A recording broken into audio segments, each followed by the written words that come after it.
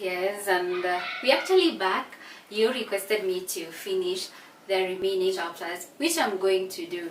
Yes. So today we are going to do chapter 12. Chapter 12. And before I begin, let me say something about chapter 12 and the subsequent chapters. These chapters are about poor governance or inefficiency in the African leadership. The heads of states have been portrayed as inefficient. They make a decision without thinking about the possible consequences or the dangers of their decisions. And we can see a minister in this case is presented as more reasonable. He questioned them, but then they ignored him because he is a subordinate. Now, let's go to chapter 12. This chapter is about the opening of the summit, the actual opening of the summit. And because it's a summit, protocol, the right procedure had to be followed. And the first thing that they did, they sang the national anthem, the Gambia's national anthem. If it were Kenya, we could sing our national anthem. O guide of all creation. Yeah.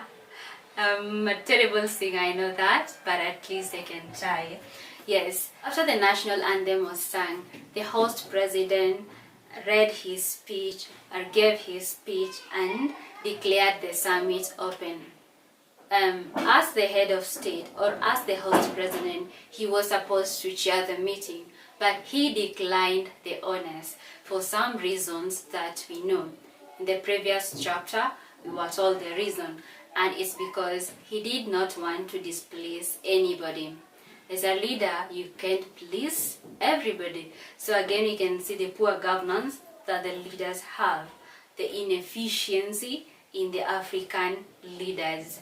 For that reason, a new chair was appointed, and that is a president of a very important African country, and that is His Excellency Miniko Minkiti.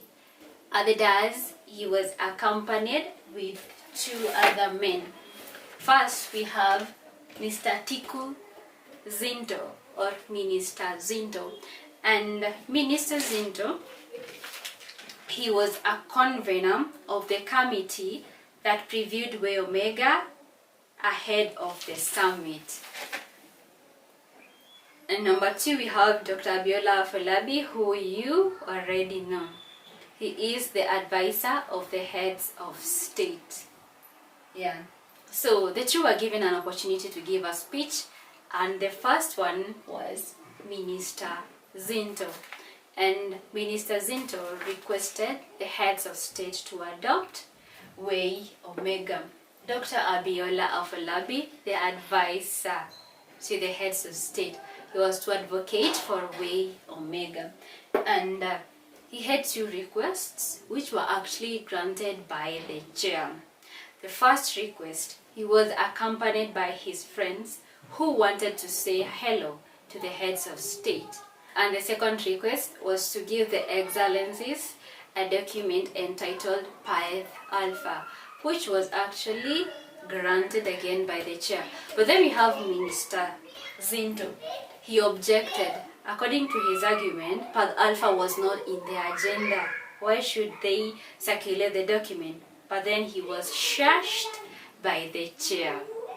Again, the chair being the head of state, he's not reasonable. He's not even thinking about what is in the document. He just shared the document to the heads of state.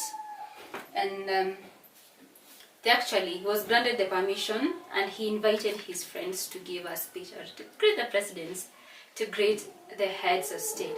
The first one was Tad Longway. First question, give me your response and the comments. According to your understanding of the novel, who is Tad Longway? So Tad Longway, he was very concise and precise, and he told the heads of state to check Path Alpha because it contains concrete actions. The second speaker is Pastor Chiamaka Chineke. After praising the Lord, he intoned a prayer that he had made up. God to help the summit to choose Path Alpha over Way Omega, and he prayed that in his name. Professor Kemani, in his short speech, he said, teachers deserve respect and only Path Alpha will ensure they got it. Saif Tahir, he requested the heads of state to adopt Path Alpha because it will give them modern weapons. He loves weapons. I love weapons, so I love the character in this case. Comrade Melusi, he had another agenda. He's a man who had suffered a lot. So instead of giving a speech, he went straight to the ruler of Zimbabwe. He wanted to retaliate because he believed that the ruler had a hand in the murder of his wife Ziliza. And he did not succeed because security was at its tightest. So he was taken out by the guards. My question is, was he jailed? Really? Dr. Abiola was the last as the advisor to the heads of state. Remember, he was invited to advocate for Way Omega, but he came with people who had a different document, Path Alpha. They are advocating for Path Alpha. And he himself is saying, in his opinion, Way Omega is big on ideas and Path Alpha is small. Way Omega is big on implementation, on ideas, but Path Alpha is strong. In other words, he is advocating for Path Alpha. Yet he was invited to advocate for Way Omega.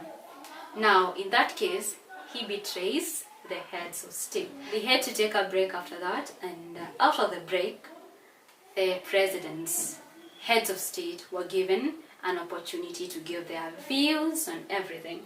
The first one is Didier Bangura. Remember, they had to follow the order of seniority, and the senior-most was Didier Bangura, a French man, I suppose.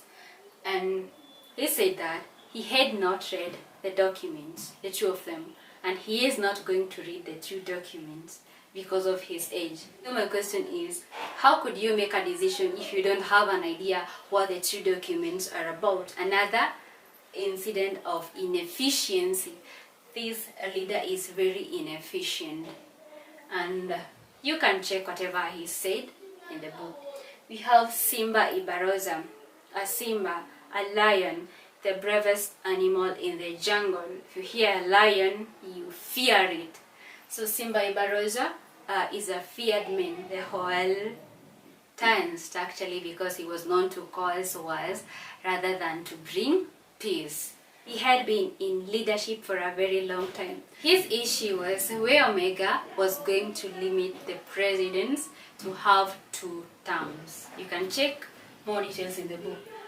And then we had King Jemba Jemba. Then he gave his opportunity to President Libonzo. He had been a president for over 40 years, as we are told in the book. And then his point was to criticize Simba Ibaroza. And then we have the Wesiga Wasiwasi, mtu wa wasiwasi. He saw that there is going to be a problem. After Libonzo, Wesiga Wasiwasi. And he took the floor because he saw there was going to be conflict between these two people, Simba and Dibonzo. So he requested the chair that they should take a break. And Wesiga Wasiwasi suggested that they should form a committee of 3 people to see how they are going to proceed from that point. And the committee was named the Method Committee with 3 heads of state. The first one is Yamlaza Gamlozi, Simba Ibaroza, and Didier Bangura. Didier Bangura said that he was not going to read the 2 documents, and he has not read the 2 documents, and yet he was chosen to be among the committee. So which method did they even use to choose him? Another instance of poor governance or inefficiency in the African leadership. So the chapter ends there. Let's catch up in our next lesson for the themes in the chapter. Thank you so much for watching. Don't forget to give me a thumbs up.